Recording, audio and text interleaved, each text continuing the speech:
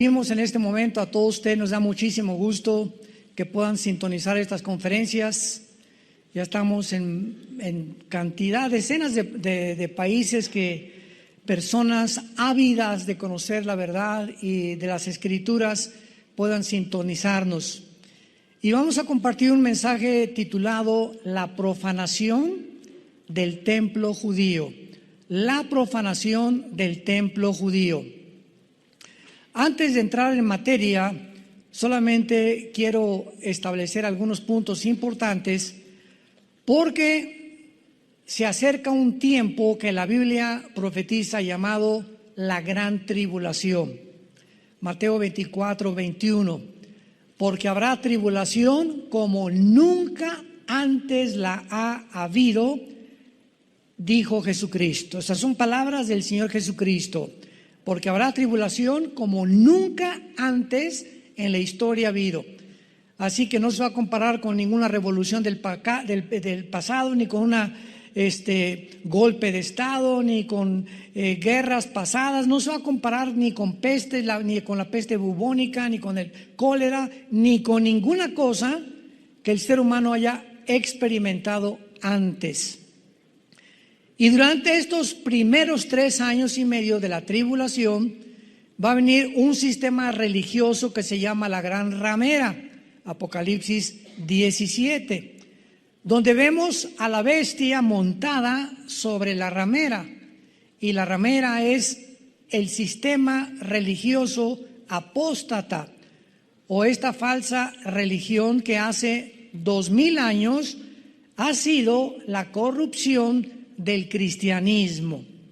Cuando en el año 250-275 el cristianismo ya dejó de ser perseguido, el último emperador Constantino absorbió el cristianismo como la religión oficial del Imperio Romano, y el Imperio Romano, que era político, simplemente dio la vuelta o se transformó de lo político a lo religioso. Ya no se llamó el Imperio Romano, sino se llamó el Sacro Imperio Romano, porque ahora sería la religión la que gobernaría a los seres humanos por casi 18 siglos. Así que vino lo que se conoce como el papado, y este libro que se llama la Biblia fue cerrada la Biblia. Y entonces en todo este periodo donde los hombres comenzaron a gobernar la religión sin consultar la Biblia, es lógico que hayan comenzado a introducir doctrinas o tradiciones o paradigmas no bíblicos. Y así vinieron todas las herejías con las que fue permeado el cristianismo, hasta que aproximadamente en 1625, un hombre llamado Martín Lutero, que era un monje en Alemania, le cae de alguna forma milagrosa la Biblia, comienza a leer Romanos capítulo 1, donde dice: el justo por la fe vivirá. Y Martín Lutero inicia una revolución que se llamó la Revolución o la Reforma Protestante, donde fueron establecidos 3 puntos importantes: sola escritura, o sea, nada más la Biblia es la única autoridad; solo fide, solo es por la fe; y solo Cristo. Entonces, bajo estos 3 fundamentos vino un cambio radical, donde el Vaticano comienza a perseguir a los que les llamó protestantes. ¿Por qué? Porque protestaban en contra de que el Vaticano no podía haberse adjudicado el derecho de decir lo siguiente: solo bajo Roma hay salvación. Y el que no aceptara que era Roma, no la Biblia, no Cristo, no la fe, sino la institución religiosa era la que salvaba al ser humano, entonces iniciaron lo que se conoció como la Inquisición, por el señor Torquemada, un español que nombró un papa para que mandara torturar, matar y expropiar sus propiedades a toda la persona que no aceptara que Roma salvaba.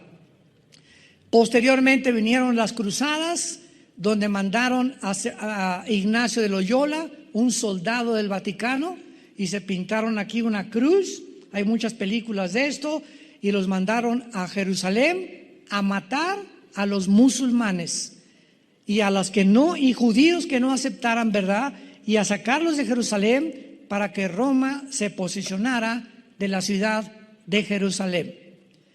Y escuchen esto, hasta 1961, apúntalo, en el Segundo Concilio Vaticano, el Papa Juan XXIII, un papa gordito, muy simpático, con mucho carisma, hasta 1961, este papa, por primera vez, abre la Biblia. Abre la Biblia, y cuando la comienza a abrir, comienza a respirar, comienza a darse cuenta y dice: Dios mío santo, ¿cómo es posible que hemos estado enseñando tantas cosas que no están en la Biblia? Y el Papa Juan XXIII fue el primer, podríamos llamar, reformador de Roma, porque él prohíbe que ya no se diga las misas en latín. Pregúntale a tus abuelos o a tus padres antes de los 60, ¿verdad? Yo me acuerdo de niño, estaba chiquito, 4 o 5 años, pero me acuerdo que nos entrenaron después para ser acólitos. Mi hermano Alejandro y yo fuimos educados en colegios lasallistas. Yo estuve en colegio salesiano de Saltillo, me corrieron a los 6 meses porque era un buscapleitos de primera. Y todas estas cosas que nos enseñaron era latín. Entonces los acólitos o monaguillos, en aquel tiempo entraba el cura a levantar el cáliz, y nosotros, uno en cada esquina, teníamos que oír lo que decía en latín y contestarle los monaguillos. Para eso eran los acólitos, contestarle al cura lo que él estaba diciendo.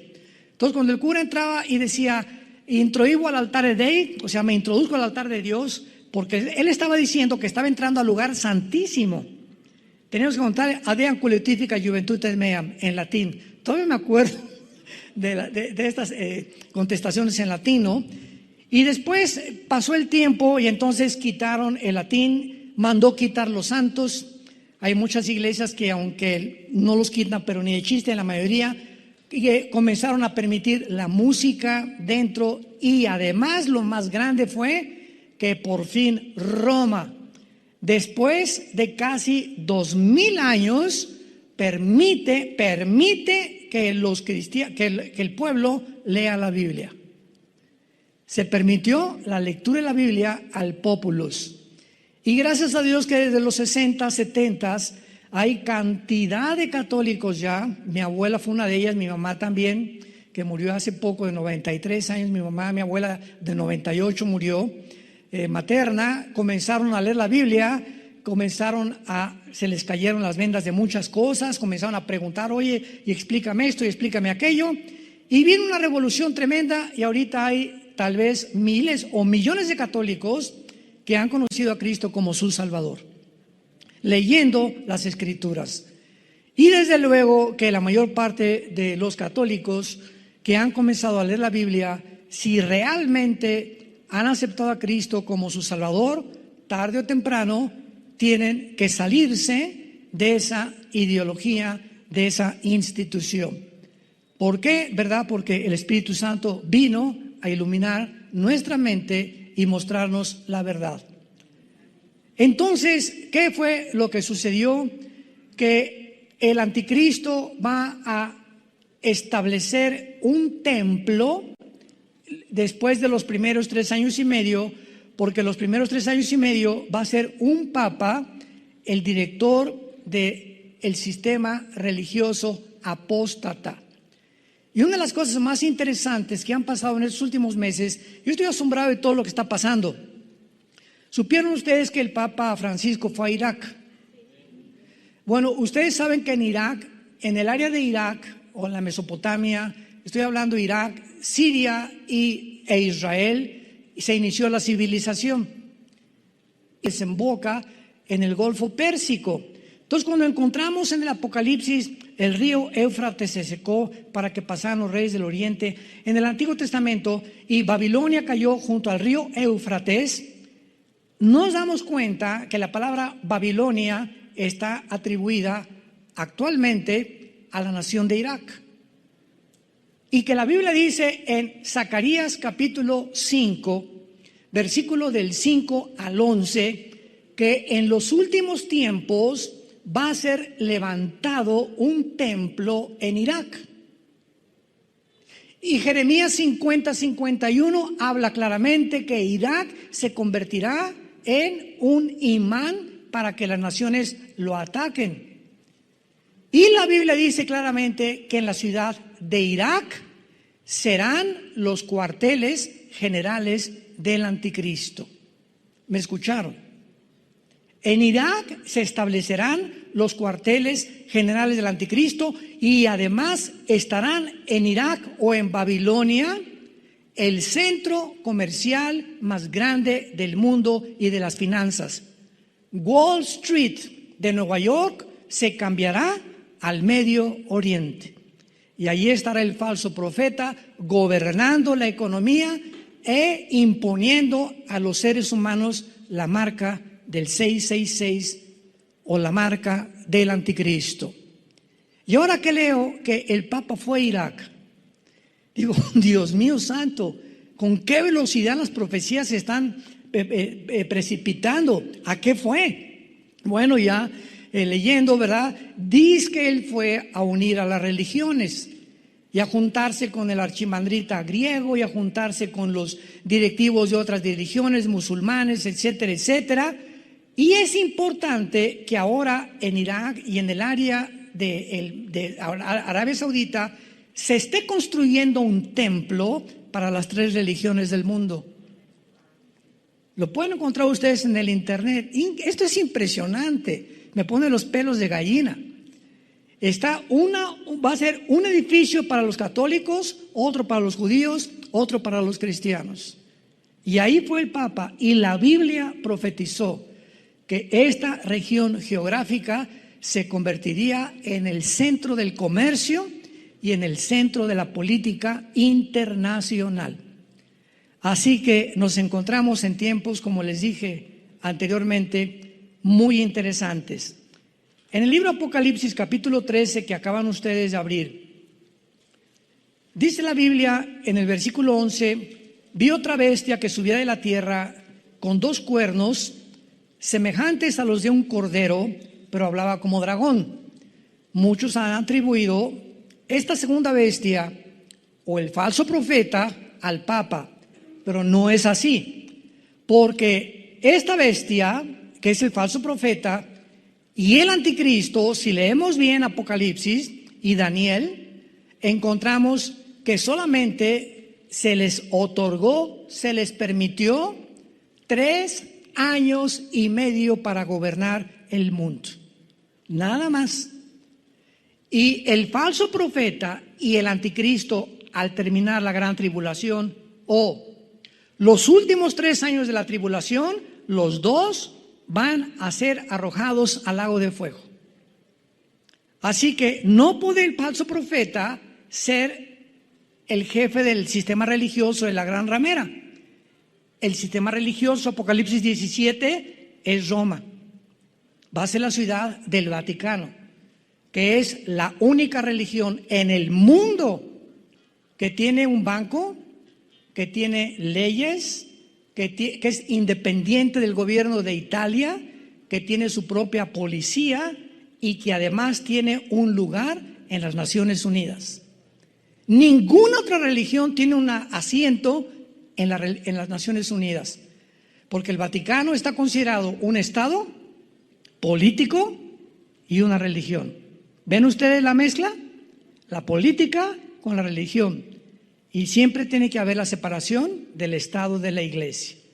Roma violó esto y juntó la política con la religión.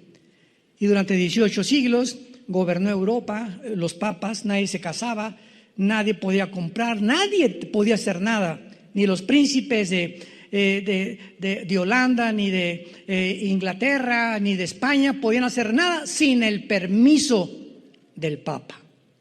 Ahora bien, este falso profeta, entonces, vamos al libro de Daniel, capítulo 9, y veamos que el anticristo va a hacer un pacto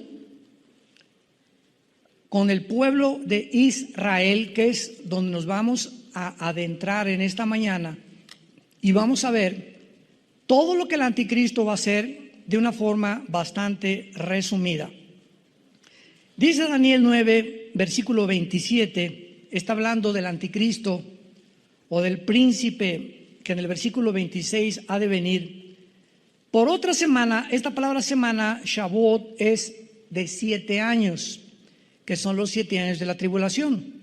Por eso se le llama la semana 70 de Daniel, porque esta semana falta de completar los 490 años de las 70 semanas que en el versículo 24 se le prometieron o profetizaron a Daniel. Por otra semana, o sea, está hablando del anticristo, o por 7 años, confirmará el pacto con muchos, y a la mitad de la semana, o sea, a los 3 años y medio, ¿me van siguiendo? A la mitad de la semana, la mitad de 7 es 3 y medio. Hará cesar el sacrificio y la ofrenda. Después, con la muchedumbre de las abominaciones, vendrá el Shamem, en el hebreo, que se tradujo el desolador, o el devastador, o el destructor, hasta que venga la consumación y lo que está determinado se derrame sobre el desolador. Durante este tiempo el anticristo entonces va a entrar al templo judío hasta los 3 años y medio o a la mitad de la tribulación. Los primeros 3 años de la tribulación no le corresponden al anticristo. Él estará como un espectador o teniendo relaciones con el Vaticano, pero el Vaticano impondrá un sistema o una religión del ecumenismo, se llama, de unir a todos, musulmanes, hindúes, católicos, protestantes, apóstatas, etcétera, etcétera, bajo una sola bandera. Esto lo inició el Papa Juan Pablo II, cuando en los 90s fue a la ciudad de Isis, ahí en Italia, y ahí el Papa juntó a brujos, juntó a archimandritas, juntó a musulmanes, juntó a hindúes, juntó a todos los líderes que pudo juntar para orar juntos por la paz del mundo, bajo esa bandera. Vamos todas las religiones a orar por el mundo entero. Se oye muy bonito, ¿verdad? Y se oye muy loable, y se oye también, digo, ¿verdad? Cualquiera podría decir, bueno, pues esto es algo, ¿verdad?, que necesitamos hacer. Pero la pregunta es que la Biblia dice, ¿podrán 2 juntos caminar si no estuvieran de acuerdo? ¿Le estamos orando al mismo Dios? ¿Cómo puedo yo orar con un musulmán cuando él le ora a Alá y él me puede decir amén?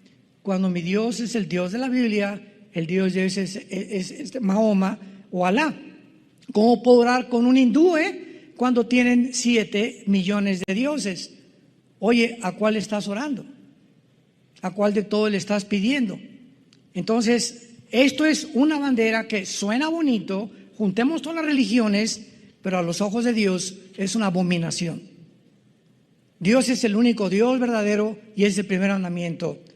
Adorarás a Dios, tu Dios, sobre todas las cosas.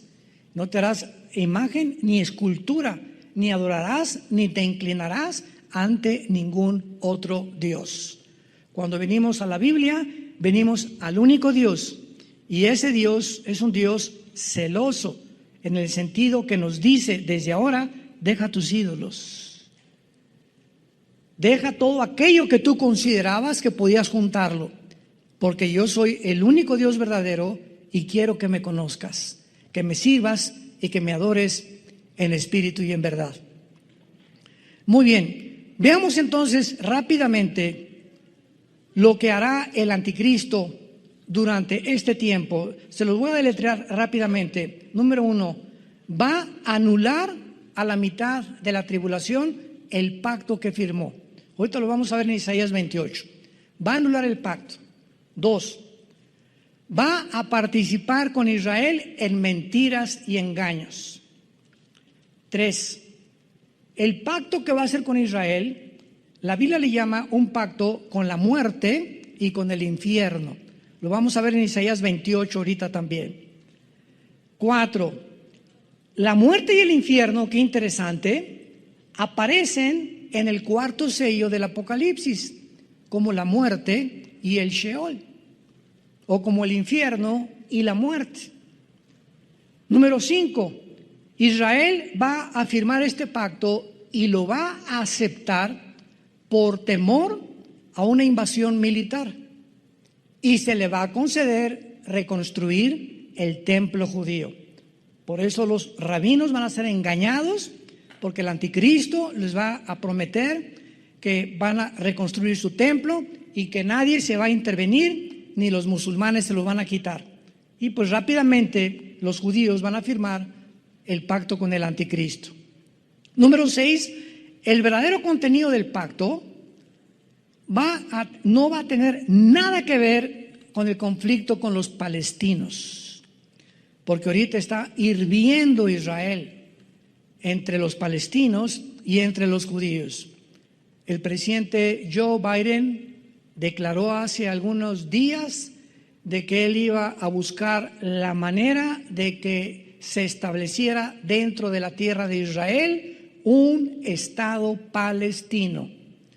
Ahorita los palestinos dentro de Israel ocupan dos lugares principales: la Franja de Gaza, que está hacia el mar, donde se conoce, ¿verdad?, como la Filistea del Antiguo Testamento, y donde el gobierno de Mahmoud Abbas, el jefe de la organización terrorista de Hamas, la palabra Hamas en hebreo significa los violentos, están al frente explotando a los palestinos, porque el pobre pueblo no tiene la culpa.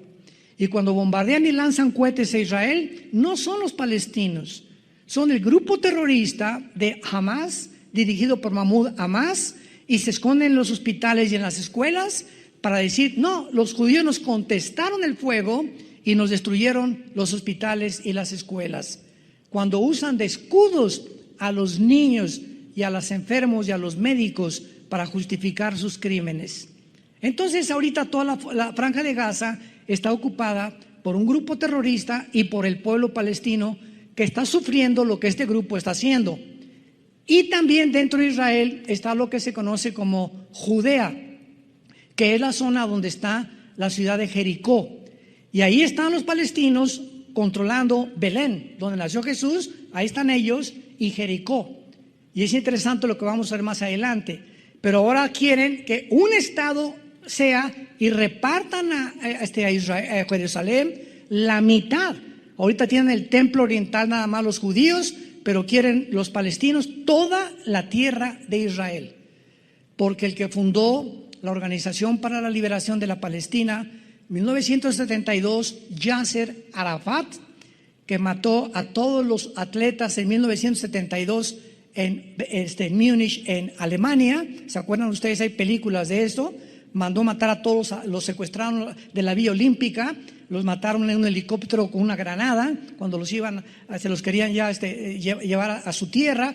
Y entonces Golda Meir, la primer ministro en aquel tiempo, inició la persecución, y a todos los que mataron a los atletas se los fusilaron, ¿verdad? Y los eliminó el Mossad, que es la agencia secreta del gobierno de Israel. En séptimo lugar, el verdadero contenido del pacto probablemente tenga que ver con el deseo, repito, de edificar el templo. Porque los judíos, imagínense, ahorita el templo, ¿dónde está? ¿Dónde está ahorita el templo judío? No existe. Pero ¿dónde se encuentra geográficamente? Debajo de la cúpula o de la mezquita de Omar, que es esta cúpula dorada que en cualquier foto de Jerusalén se ve. Cuando fuimos a Jerusalén, muchos de ustedes nos permitieron entrar, nos teníamos que quitar los zapatos, ¿verdad? Ahorita ya no se puede entrar adentro, pero en aquel tiempo nos permitieron entrar, éramos como 300 los que fuimos en ese viaje a Israel. Y esta cúpula, debajo de la cúpula esa dorada que ves en las fotos, debajo se encuentra sepultado lo que era el templo judío, que en el año 70 después de Cristo, él lo profetizó en Mateo 24, no quedará piedra sobre piedra, derribaron completamente e incendiaron Jerusalén. Y fueron expulsados los judíos hasta el 48 que regresaron. Y en el año 604 después de Cristo, un musulmán, ¿verdad? Omar, uno de los musulmanes, levantó la mezquita. Entonces, esa mezquita fue levantada 600 años después sobre el templo judío. Y los judíos, para que puedan reconstruir el templo, imaginémonos, pues tienen que destruir la mezquita, ¿verdad? Tienen que hacerla a un lado, por eso no lo han podido hacer. Ahora, si esto sucede, imaginémonos la guerra que sobrevendrá en el Medio Oriente cuando les quiten a los musulmanes su mezquita. Si así se amarran bombas y se avientan, porque hay 72 vírgenes esperándolos en el cielo, pobres niños, ¿verdad? Que desde niños los adoctrinan, que si son mártires, son héroes delante de Alá. ¿Cómo no van ellos a provocar una guerra internacional si les quitan la mezquita, que es el lugar más sagrado? Porque dicen que de ahí Mahoma en un caballo blanco se fue al cielo.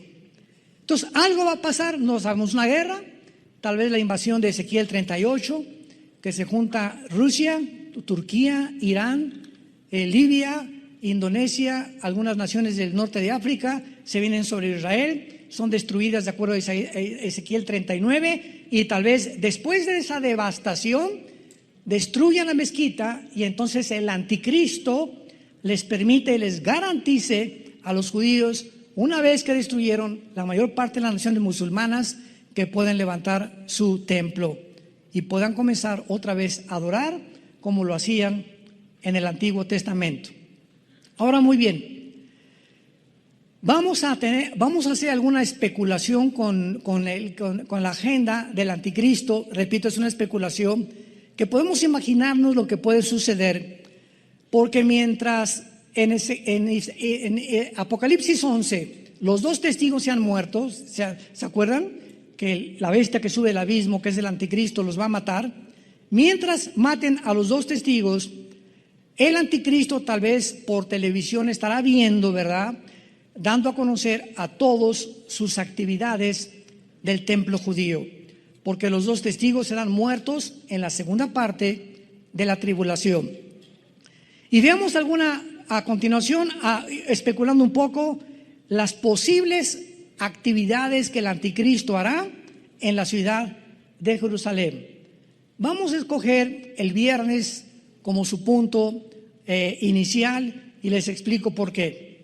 Viernes, ahí está el anticristo, no sabemos si en un hotel o en su casa, viendo los cadáveres de los dos testigos en Jerusalén, en la misma plaza.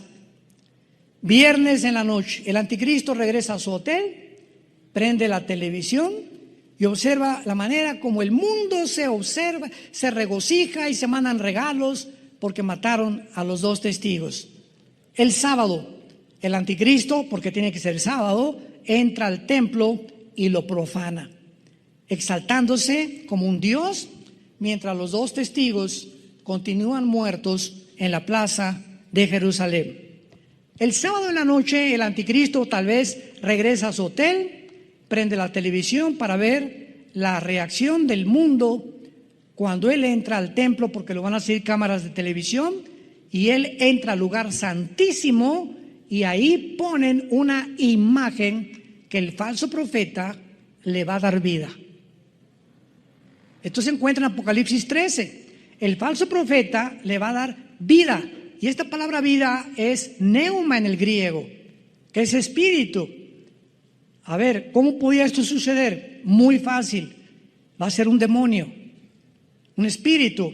Va a hacer una imagen tipo holograma. De esto hablamos en la última conferencia. Y le pondrá el falso profeta a la imagen para que la imagen hable y la imagen pida que sea adorada, y el mundo va a estar maravillado, porque cuando el mundo es sorprendido y asombrado por cosas que van allá, más allá de la realidad o de la normalidad, que se llaman milagros, el mundo está dispuesto a adorar a un buñuelo que apareció la Virgen en un árbol, o a un santito que le sale sangre. El mundo se hinca inmediatamente ante cualquier cosa que vaya más allá de lo normal, lo atribuyen a Dios, cuando la Biblia dice que no todo lo sobrenatural es de Dios.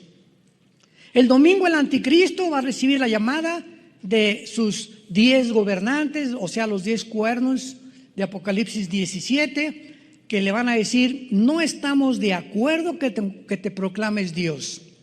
Y en Daniel 7:24 dice la Biblia que entonces el anticristo a 3 de estos gobernantes, de los 10 que iban a formar su confederación política, los va a quitar, los va a desbancar, y él va a quedar como el 8º gobernante. Y el lunes el anticristo, mirando las noticias, alcanza a ver de qué manera los testigos resucitan de entre los muertos. Esto es, repito, de carácter especulativo, pero más o menos podríamos imaginarnos que es la forma como se van a llevar las cosas durante 3 días, cuando el anticristo entre el sábado al lugar santísimo. Vayamos ahora a Isaías 28, el pacto que el anticristo va a firmar con muchísimos más, al versículo 18. Isaías 28, del 15 al 18. Con mucha atención, por favor. Por cuanto habéis dicho: pacto tenemos hecho con la muerte, e hicimos convenio con el infierno, o con el Sheol, cuando pase el turbión. La palabra turbión apunta, lo es la tormenta o una inundación militar. Pase una tormenta militar o una invasión militar que se llama turbión, la palabra shakat en el hebreo, no llegará a nosotros. Es lo que el pueblo judío está pensando. Porque hemos puesto, así que nos informan que Israel ha firmado un pacto para evitar una turbión o una invasión militar. Desde luego, y la invasión militar azotará a Israel, porque no es cierto que el anticristo los va a proteger más que por 3 años y medio. Versículo 16. Por tanto, Jehová el Señor dice así: he aquí yo he puesto en Sión por fundamento una piedra, que es Jesús, piedra probada, angular, preciosa, de cimiento estable. El que creyere no se apresure. ¿Qué está diciendo Dios? En lugar de que ustedes hayan hecho un pacto con el anticristo, yo anteriormente voy a poner una piedra firme, angular, preciosa, y sabemos que se refiere a la persona de Jesucristo. Y anuncia a Dios con casi 700 años de anticipación: el que creyere no se apresure. O sea, no se apresuren, judíos que van a vivir en ese tiempo, a firmar con el anticristo, porque no todos los rabinos van a firmar. Van a haber muchos que van a decir: ahora entiendo lo que Dios dijo, no voy a firmar este pacto. Y Dios los va a proteger en la ciudad de Petra, al sur de Jordania, de acuerdo a Isaías 63, del 1 al 3.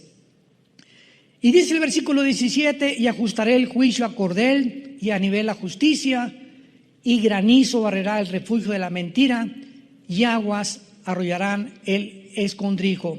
Cuando dice la Biblia: ajustaré el juicio a cordel y a nivel la justicia, son instrumentos para construir. Todos los arquitectos usan una plomada, que es lo que significa cordel y nivel de la justicia, dándonos a entender el Espíritu Santo que es realmente la construcción y la edificación del templo de los judíos lo que va a ser levantado durante este tiempo. Y versículo 18 termina diciendo: y será anulado vuestro pacto con la muerte y vuestro convenio con el Sheol. No será firme cuando pase el turbión o cuando pase esta invasión militar, serán pisoteados. Desde este momento el anticristo se proclama Dios implica que Él deshará las 3 religiones más importantes de su tiempo, que serán el sistema de la ramera, el judaísmo y el cristianismo. Va a acabar el anticristo con estas 3 religiones y Él va a proclamarse Dios. Vayamos a 2 de Tesalonicenses, donde el Espíritu nos revela esta revelación. 2 de Tesalonicenses 2, versículos 3 y 4. Nadie los engañe, escribe Pablo, de ninguna manera, porque no vendrá sin que antes venga la apostasía y se manifieste el hombre de pecado, el hijo de perdición, el cual se opone y se levanta contra todo lo que se llama Dios o es objeto de culto, tanto que se sienta en donde.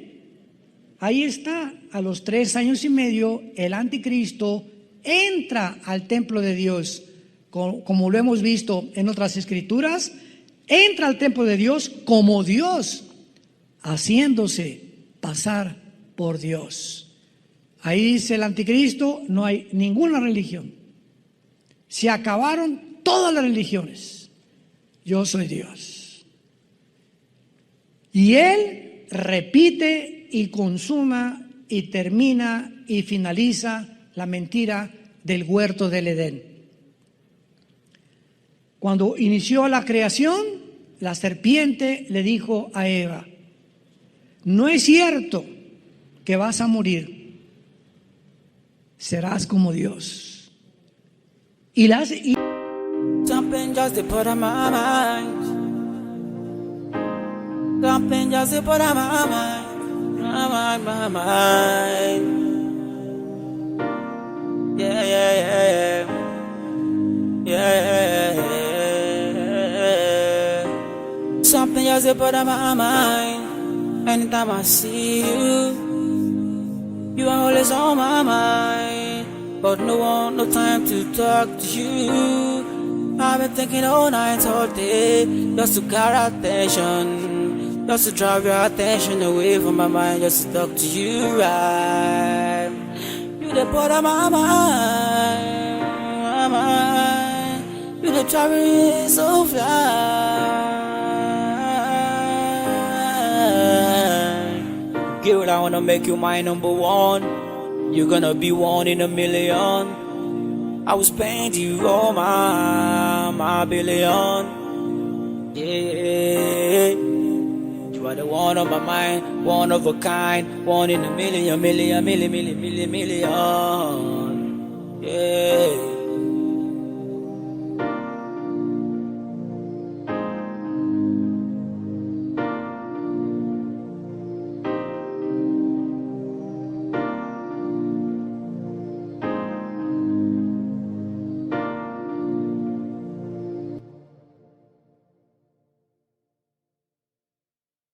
Y la mujer entendió esto y aceptó comer del fruto del bien y del mal.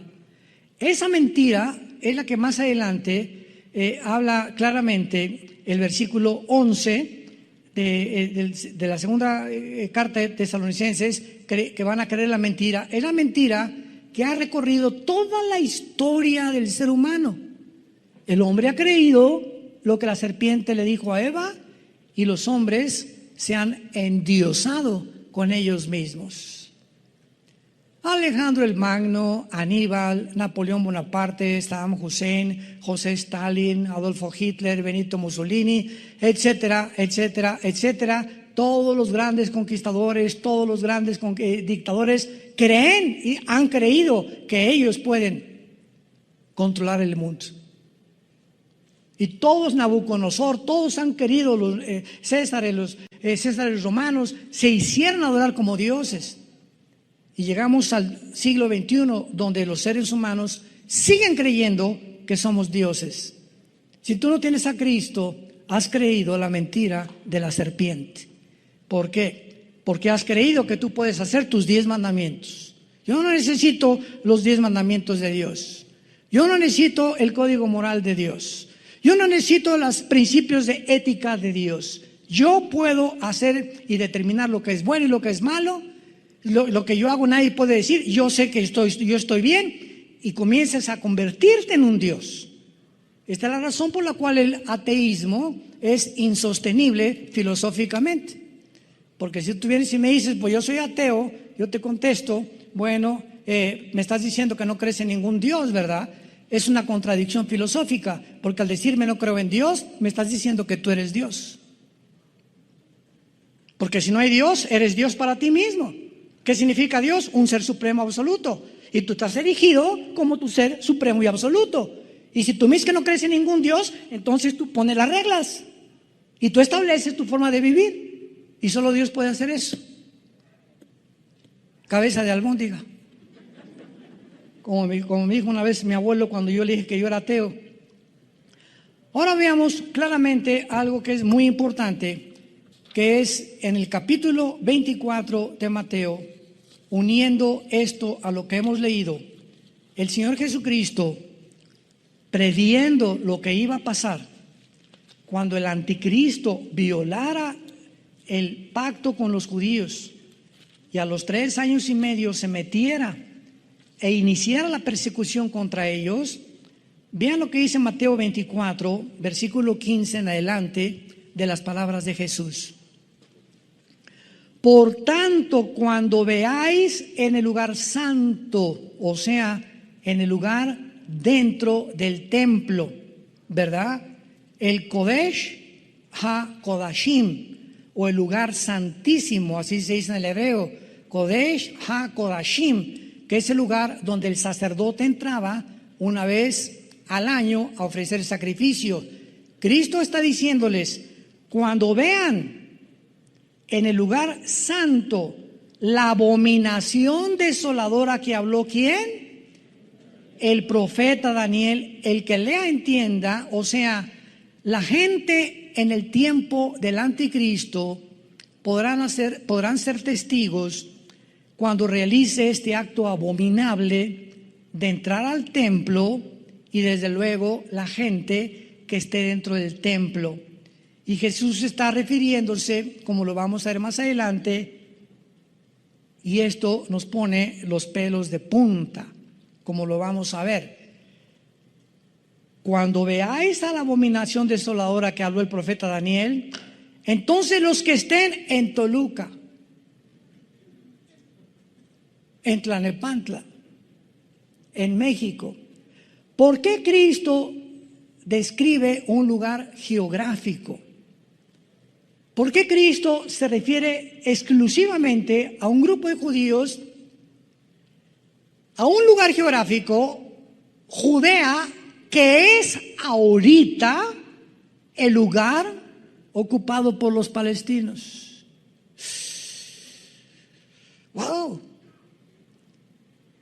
Los que están en Judea huyan a los montes. ¿Por qué? Porque ahorita esta zona geográfica que está ocupada, que se llama el Banco Oriental o Judea, que ahorita ya está ocupado por los palestinos, en cuanto el anticristo entre al templo, todos los que están contra los judíos van a salir a matarlos. Ahorita los palestinos les dan chance a los judíos que viven en algunas kibbutz alrededor del Banco Oriental, que vivan ahí. Pero cuando el anticristo viola el templo, a los primeros que les dice, ustedes los están en Judea, píntense, salgan corriendo. Los que están en Judea, huyan a los montes. El que esté en la azotea no descienda para tomar algo de su casa. Y cuando dice Jesucristo, el que lea entienda, esta no fue una sugerencia, le está diciendo una orden directa.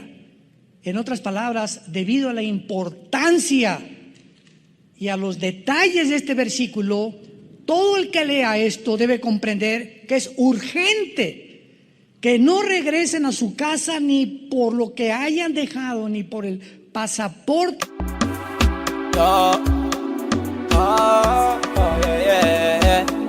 Yeah, on a slow move, just take it low. 1, 2, 3, go. Shawty wanna go down, put me on key on the slow mode. Yeah, make you slow down. Give me the vibe on the low down. I like the way you roll it. I like the way you rotate. Just call me the bartender. Give me some wine, Bacardi Rosé. I wanna pop to shy. I wanna live my life to shy. Don't it lucky, don't it shocking. Give me the fire, give me the key. Tempo, that's when on it. So I'm on flexing life. I'm on fetch, yeah. I want to make a fresh shy, yo. Over try, I want to make a fresh shy, yo. Tonight, no time for darling. Put me in the club, no time for stopping. Everybody flex, no time for it. No be say we no bad, no be say we no tight, but we better than them, we are better than the baddest. See them now in the grace.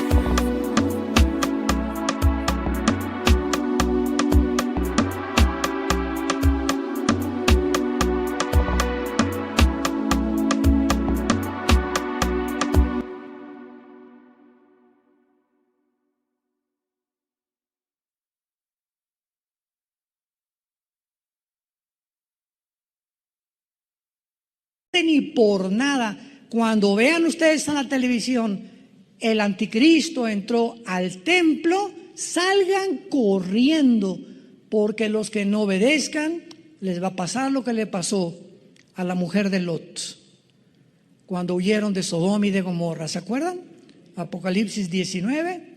Los ángeles agarraron a Lot, vénganse para acá, y a tu hermano y a la esposa, y vámonos, y a casi a jalones los sacaron los ángeles. Y le dijeron los ángeles a Lot y a su familia: no volteen atrás. No se atrevan a voltear atrás. Y la mujer de Lot volteó para atrás. ¿Por qué? Porque era una carnalota. O sea, su corazón estaba en el mundo, en las modas, por aquí, por allá, este y el otro. Y cuando Dios nos dice, pongan los ojos en lo que está arriba, no extrañes las cosas del mundo, es porque las cosas del mundo han ocupado tu corazón. Y cuando dice, no voltees atrás, pero mi collar de oro, mis dólares, mis shakes, me esperan voy por ellos. No regresen para nada, porque tu vida vale más que todo lo que puedas tú haber juntado en todo tu corazón. No volteen hacia atrás, huyan. Ciertamente los judíos que vivían en ese tiempo en la región de Judea, que es el Banco Oriental y Jericó actualmente, son los que deberán poner más atención a lo que Cristo les dijo. Veamos rápidamente esto y comparémoslo con Zacarías, antes de Mateo, para que no se vayan tan lejos. Antes está Malaquías y antes está Zacarías, capítulo 13. Zacarías 12 y 13 son dos capítulos que describen el final del ser humano, el Armagedón, la venida de Cristo.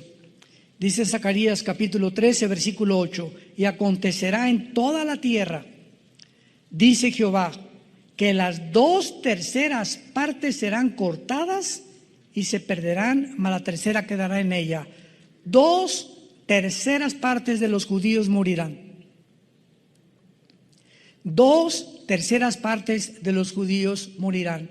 1/3 parte, que es el remanente fiel, los que aceptaron a Jesús como Yeshua Mashiach, como Jesús el Mesías, van a estar escondidos en Bosra, que es Petra. ¿Cuántos fueron a Petra con nosotros cuando fuimos allá hace 4 o 5 años? ¿Todos están? ¿Ninguno? ¿Dónde estaban, Bueno, Petra está al sur de Jordania, entras, y para entrar a Petra es como, ¿qué será? 2 o 3 metros de ancho más o menos, cabe una carreta nada más, y es como 1 kilómetro, nos bajan los camiones y tenemos que ir caminando como 1 kilómetro, porque no entra ningún carro, y de repente vas entre piedras así inmensas a tu alrededor, como si entramos como una cueva tremenda, y al llegar a Petra de repente volteas y te quedas paralizado al ver que es una ciudad construida en las piedras. Se considera una de las maravillas del mundo y está llena de árabes, de camellos, etcétera, etcétera. Y me acuerdo muy bien cuando llegamos ahí, porque Salem, nuestra hija, y Caleb montaron en camello. Todos los muchachos estaban chamacos, querían montar en camello. Y uno de los dueños del camello se acercó conmigo y me dijo: oiga, ¿en cuánto me vende su hija? Y le dije: no, mira, mi hija no está para... Dios solo sabe Dios que estoy hablando la verdad, Esto es en serio. Le dije: no, y como yo me reí, me está bromeando. Me dice: le doy 50 camellos. Y le hablé a Marta, mi esposo, le dije: este cuate aquí no estaba diciendo que 50 camellos. Y le hablé al guía y me dijo: no le hagas caso, así son. Total, que le dije: no te doy ni aunque me dé lo que quieras. Pues no nos siguió. Comenzamos a caminar toda la ciudad de Petra, que está llena de arena por el desierto. Y no nos siguió como una hora y me alcanza y me dice: le doy 1000 camellos. Y le doy ovejas por la güerita que está arriba del camello. Me querían comprar a mi hija y ahora comprendí la cultura del Medio Oriente. Entonces, esa es la forma como ellos viven, ¿verdad? El trueque, y te dan cosas y te doy camellos y me vendes a tu hija. Y cantidad de familias venden a sus hijas para tener 2 camellos, para tener más borregos, para tener más ovejas, para tener un poco más de dinero. Venden a sus hijos, a los mercaderes. Pero yo no lo vendía ni que me hubiera dado 1,000,000 de camellos, ¿verdad? Entonces, vemos aquí en Zacarías 13 que 2/3 partes serán cortadas y una se perderá. Y dice el capítulo 14 del libro de Zacarías, en el versículo 4, y está hablando no del rapto. Los que creen que el rapto y la segunda venida es lo mismo, van a abrir los ojos ahora. Acuérdense que en 1 Tesalonicenses 4, 16 y 17, 1 Corintios 15, 51 a 53, dice que vendrá en el aire y en el aire nos sacará y jamás tocará la tierra. Cuando venga el rapto, vean la segunda venida, se afirmarán sus pies en aquel día sobre el monte de los olivos. Cuando Jesús regrese con nosotros por segunda vez, ya estemos con Él en el cielo, va a tocar con sus pies el lugar donde lo crucificaron, y que está enfrente de Jerusalén al oriente, y el monte de los olivos se partirá por en medio, hacia la derecha y a la izquierda, oriente y...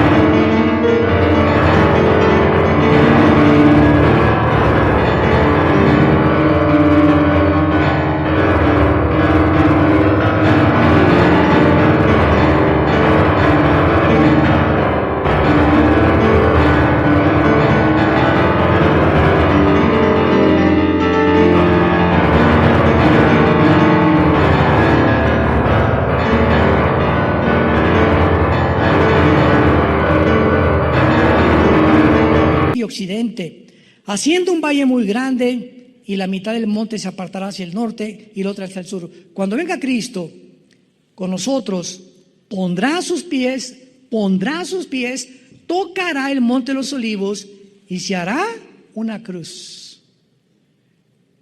¿Se imaginan ustedes? Donde Él murió crucificado, ahora esa cruz les recordará a todos los judíos y al mundo entero que Él era realmente el que murió hace 2000 años para pagar por tus pecados y por mis pecados. Y finalmente, y huirán al valle de los montes, porque llegará hasta Sal, huirán de la manera, y vendrá Jehová mi Dios, y con Él todos sus santos. Y esto lo corroboramos en Apocalipsis 19. Vi al Verbo de Dios montado en un caballo blanco, bajando con todos aquellos que nosotros, antes de su segunda venida, vino por nosotros 7 años antes de la tribulación. La iglesia no puede atravesar la tribulación. Nos vamos antes con el Señor. Es muy diferente. El rapto no es la segunda venida. El rapto es la promesa y el misterio que dice Pablo en Corintios 15, que estaba escondido en el Antiguo Testamento. y que hasta el Nuevo Testamento fue a Pablo a quien se le reveló que va a haber una generación que no vamos a saber lo que es morir. ¿Serás tú? ¿Seré yo? ¿Seremos nosotros? Los que en cualquier momento, de repente, los calcetines de colores que están de moda se te van a quedar ahí en el suelo. Tus guaraches, tus zapatos, tu bolsa de Gucci y todo lo que tú te hayas comprado, ahí se queda y desaparecemos. Y el mundo como loco, desaparecieron millones de personas, los noticieros de televisión, aviones que van a chocar porque los pilotos desaparecieron, congestionamiento de tráfico, congestionamiento de noticieros, todos los niños van a desaparecer de todos los cuneros y de todos los, ¿cómo se llama? Donde los kinders, etcétera, etcétera. Y vamos a darnos cuenta entonces cuando estemos con Él en el cielo que valió la pena haber creído en el nombre del Hijo de Dios. ¿No quisieras tú en esta mañana aceptar a Cristo en tu corazón? Ante este panorama glorioso que la Biblia nos da, las profecías no son para asustarnos, son para prepararnos a encontrarnos con Él, animar nuestro corazón y saber que todos los que ahorita han muerto por COVID o por lo que haya sido en Cristo, dichosos son, porque descansarán de sus obras. Todos los que ahorita y los parientes que me oigan, que tú has tenido alguien que se ha muerto en Cristo, gózate y alégrate con el solo pensamiento que se encuentra en un lugar muchísimo mejor que Tlalnepantla. Pero muchísimo mejor. Ahora que se murió Luis Palau, yo trabajé con él 1 año y medio. Oí su mensaje que él dio antes de morir y no saben cómo me llegó, me traspasó en el alma. Palau dijo, ¿verdad? Estoy listo para que me vaya. Se murió de cáncer, tuvo como 2 años con el cáncer. Estoy contento, lástima que no nos vamos mi familia y yo en el mismo avión. Así dijo en su video, lo puedes ver en internet. Pero estoy gozoso porque me voy con el Señor y no tengo por qué estar triste porque ya en cualquier momento vienen por mí. Ese es un hombre de Dios. Ese es un hombre que puede morir como murió Pablo. Mi muerte y el coliseo romano me está esperando, pero he peleado la buena batalla, he echado mano de la vida eterna, por lo cual me está esperando la corona de justicia, la cual el Señor me dará y a todos los que amamos su venida. Padre, gracias por tu palabra. Gracias por la esperanza bienaventurada y la manifestación gloriosa de tu Santo Hijo Jesucristo. Bendito sea el Dios y Padre de Jesucristo, que nos ha hecho renacer para una esperanza viva por medio de su resurrección de entre los muertos. Y porque Él vive, nosotros también volveremos a vivir. Esta vida pasa como una niebla, donde crecimos como la flor del campo, florecimos en alguna época de nuestra vida y tenemos que marchitarnos al llegar a la 3ª, 4ª edad para volver otra vez a reunirnos con un cuerpo nuevo, glorificado, semejante al cuerpo de la gloria suya por toda la eternidad. Gracias por esta esperanza, Jesús, por haber vencido la muerte y haber traído esta esperanza, porque no somos animales, ni somos el resultado de una evolución fortuita ni accidental. Somos criaturas creadas a tu imagen y semejanza. Y gracias porque muy pronto tal vez más rápido de lo que nos imaginamos, vamos a estar contigo. Secará nuestras lágrimas, ya nunca volveremos a enfermarnos. Porque todas las cosas pasarán y todas las cosas serán hechas nuevas. Ven a Cristo en esta mañana, en esta tarde. Los que nos ven por la televisión, vengan a la cruz.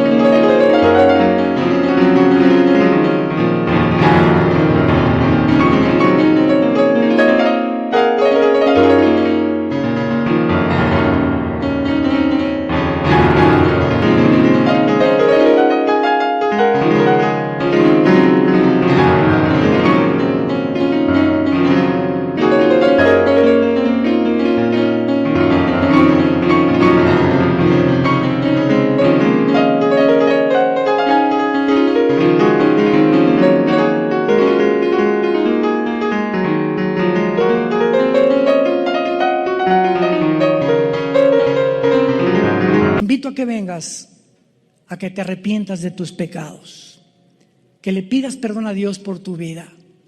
Y Él te va a perdonar, no importa lo que hayas hecho. En la sangre de Jesucristo hay perdón. Y si tú quieres invitar a Cristo en este momento a tu corazón, dile estas palabras. Díselo hoy que Él te ha hablado y ha preparado tu vida para este momento tan especial. Te pido perdón por mi vida, Señor. Me arrepiento de todo lo que he hecho en mi pasado. Te pido que entres a mi corazón en este instante, porque creo que en esa cruz pagaste con tu sangre por mis pecados. Y como creo que a los 3 días resucitaste entre los muertos, te pido que entres en este instante a mi vida como mi Señor y mi Salvador. Gracias por darme la vida eterna y la esperanza de algún día de morir en paz, porque sé que me estarás esperando con tus ángeles para llevarme a tu presencia. En el nombre de Jesucristo. Amén.